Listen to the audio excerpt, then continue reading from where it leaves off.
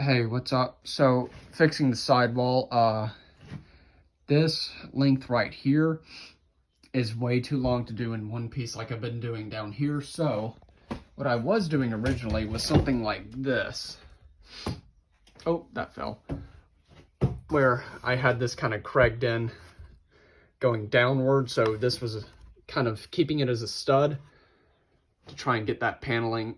Once I pushed on it from both the inside and the outside, it would press in, and these were just kind of to hold it, but that wasn't working. So what I'm doing now is, I haven't glued this or anything. This is free, but essentially what I'm going to do is glue this paneling to this frame I built right here.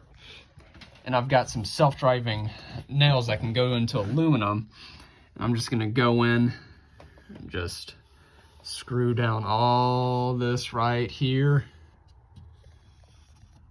and around, so on and so forth, so that when I do go to press both on the inside and the outside with those cargo bars I showed you, it won't move or budge. So that's the idea. I'll keep you guys updated and let you know how it goes.